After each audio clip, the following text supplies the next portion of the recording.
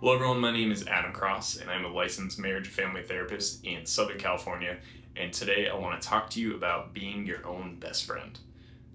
Starting off in therapy, when I'm working with clients for the first time, I like to describe that therapy is about building a relationship with yourself.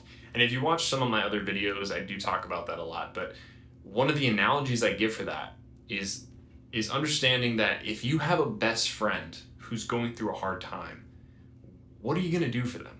Right? You're probably going to be there for them. Maybe you'll call them up on the phone, or maybe you'll get coffee or get lunch with them. You're going to be present to them in some way, right, if they're going through a hard time. And when you're present to them, you're going to listen to them.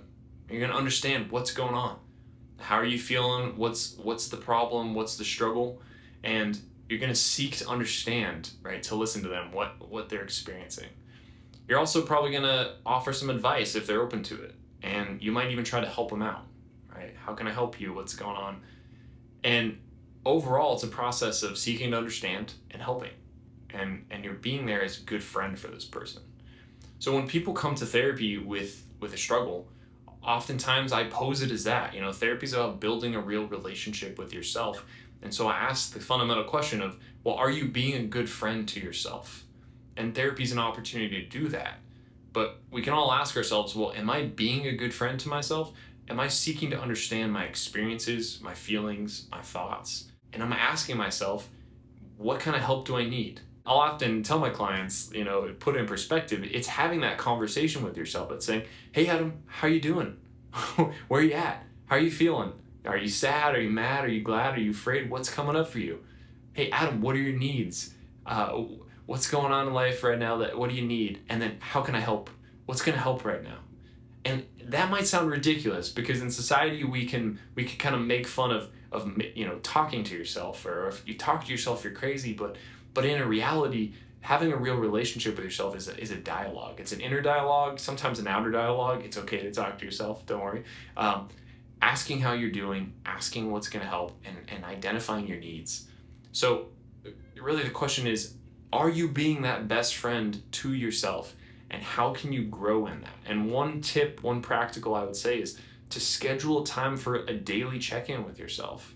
How are you being that best friend?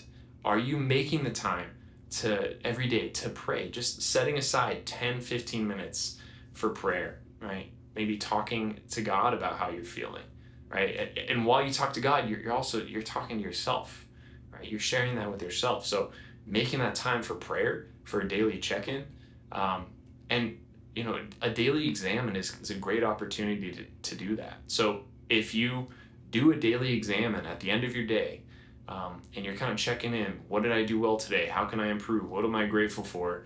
What are my needs? How was I feeling today generally? What's going to help? So we can take very practical steps to check in with ourselves like a good friend would.